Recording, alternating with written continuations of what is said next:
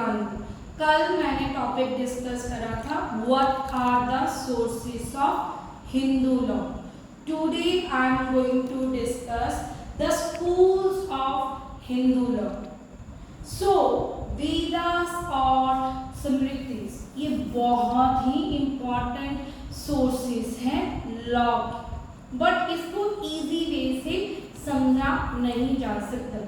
So India में बहुत सारे स्कॉलर्स हैं जिन्होंने इन स्मृतिस को और वेदास को कमेंट्री फॉर्म में लिखने की कोशिश करी है। तो उसी वजह से बहुत सारे जो स्कूल्स हैं वो डेवलप हुए, बट मेन जो हिंदू लॉ के स्कूल है वो है Mitakshara school and second one is Dayabhaga school. Firstly I am going to discuss Mitakshara school. Mitakshara school को हम लोग ऑर्थोडॉक्स स्कूल भी कहते हैं।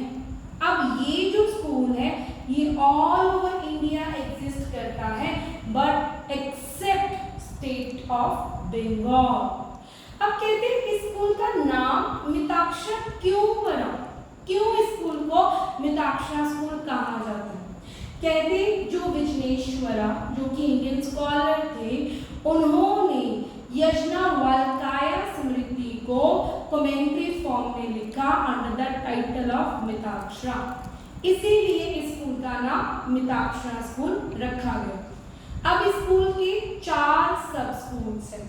पहला है मद्रास स्कूल और ये स्कूल एग्जिस्ट करता है साउथ इंडिया में। सेकंड है महाराष्ट्र स्कूल, ये स्कूल एग्जिस्ट करता है गुजरात एंड बॉम्बे में। थर्ड है बनारस स्कूल, ये स्कूल एग्जिस्ट करता है नॉर्दर्न इंडिया में but except in Punjab. Fourth one is Mithila school, ये स्कूल एग्जिस्ट करता है Tirhut, then north Bihar, then Uttar Pradesh और near areas of Yamuna river. Then what are the features of Mithila school. सबसे पहले तो मैं आपको ये बताऊंगी कि इस स्कूल के अंदर जो प्रॉपर्टी इनहेरेंट की जाती है वो कौन सी प्रिंसिपल के ऊपर बेस्ड है। वो प्रिंसिपल का नाम है प्रोपिक्विटी, इट मींस प्रॉक्सिमिटी, कि जो प्रॉपर्टी है वो सिर्फ और सिर्फ नियरेस्ट ब्लड रिलेशंस के बीच में ही डिवाइड की जाएगी। अब इस स्कूल के अंदर जो स्पिंडा का मतलब क्या है, ब्लड रिलेशनशिप। अब कहते हैं कि जो राइट है हिंदू का जॉइंट फैमिली प्रॉपर्टी में वो बाय बर्थ ही क्रिएट हो जाता है इस स्कूल के अंदर। अब कहते हैं जो सिस्टम है डेफिनेशन ऑफ प्रॉपर्टी का वो कौन सी प्रिंसिपल के ऊपर बेस्ड है, सर्वाइवरशिप के ऊपर, बट 2005 में इस रूल को अमेंड किया गया है। देन आफ्टर दैट जो पार्टनर्स का शेयर है अंडर द मिताक्षरा स्कूल वो डेफिनेट और स्पेसिफिक नहीं होता। क्यों? क्योंकि इनका शेयर फ्लक्चुएट करता है बर्थ और डेथ ऑफ पार्टनर्स की वजह से।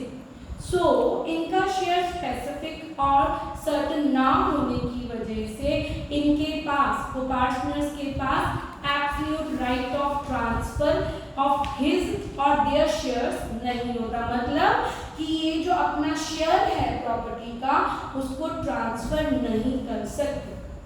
देन कहते हैं मिताक्षरा स्कूल के अंदर जो विडो है डिसीज्ड पर्सन की, उसके पास राइट नहीं है कि वो अपने हस्बैंड की डेथ के बाद पार्टीशन क्लेम कर सके जॉइंट फैमिली प्रॉपर्टी में। देन आफ्टर दैट विडो जो विमेन थी बिफोर 2005 जो विमेन थी उसको पार्टनर्स कंसिडर नहीं किया जाता था, but after the amendment in 2005 under the Hindu succession act जो विमेन है उसको भी पार्टनर कंसिडर किया गया इक्वली टू द मेन। अब कहते उसके बाद मैं बात करूंगी दयाभागा स्कूल की। दयाभागा स्कूल को हम रिफॉर्मिस्ट स्कूल भी कहते हैं और ये स्कूल एग्जिस्ट करता है बंगाल एंड असम ओनली। कहते हैं ये कमेंट्री नहीं है किसी भी पर्टिकुलर कोड के ऊपर, ये एक्चुअली डाइजेस्ट है सब कोड्स का। इसको लिखा किसने है, इसको लिखा है में। कौन सी सेंचुरी में? 12th सेंचुरी में। अब इसके कोई सब स्कूल्स नहीं, बट इसके फीचर्स क्या है? कहते हैं इसमें जो पिंडास रिलेशन है उसका मतलब है पिंडा ऑफरिंग, कि जो अपने एंसेस्टर्स को पिंडा ऑफर करता है वही जो जॉइंट फैमिली प्रॉपर्टी है उसमें बेनिफिट क्लेम कर सकता है। अब सेकेंड मेन फीचर क्या है कि जो इनहेरिटेंस राइट है इसमें वो कौन सी प्रिंसिपल के ऊपर बेस्ड है? स्पिरिचुअल बेनिफिट के ऊपर बेस्ड है। थर्ड जो राइट है हिंदू का जॉइंट फैमिली प्रॉपर्टी में अंडर दया भागा स्कूल, वो बाय बर्थ क्रिएट नहीं होता। हिंदू अंडर दया भागा स्कूल जो सा है वो property inherit only after their father he property को एक्वायर कर सकता है, मतलब फादर की डेथ के बाद ही वो हिंदू जॉइंट फैमिली प्रॉपर्टी को इनहेरिट कर सकता है। अब इसमें क्या बोला गया? कहते जो सिस्टम है डेवोल्यूशन ऑफ प्रॉपर्टी का वो किसके ऊपर बेस्ड है? इनहेरिटेंस के ऊपर। इट मींस जो लीगल हायर्स, अब देखो दया भागा में सिर्फ सन्स की बात की गई है, बेटों की बात की गई है। जो लीगल हायर्स है उनको डेफिनेट शेयर मिलेगा उनके फादर की डेथ के बाद, और ईच ब्रदर की ऑनरशिप रहेगी और डेफिनेट जो पार्ट है उसके ऊपर ऑनरशिप रहेगी, स्पेसिफिक शेयर मिलेगा, सर्टेन शेयर मिलेगा। इसीलिए दया भागा स्कूल के अंदर जो हिंदू पार्टनर्स हैं, जो लीगल हायर्स है, उनके पास एब्सोल्यूट राइट है कि वो अपने शेयर को ट्रांसफर कर सकते हैं। नेक्स्ट फीचर क्या है? जो विडो है उसके पास राइट है कि वो अपनी हस्बैंड की डेथ के बाद हस्बैंड के शेयर को लेके पार्टीशन क्लेम कर सकती है। अगर हस्बैंड की डेथ हो जाए अंडर द दया भागा स्कूल तो विडो भी को पार्टनर बन जाएगी हस्बैंड के ब्रदर्स के साथ साथ। Then after that I want to discuss the difference between two schools regarding the succession। succession को लेके इन दो स्कूल्स में डिफरेंशिएट है।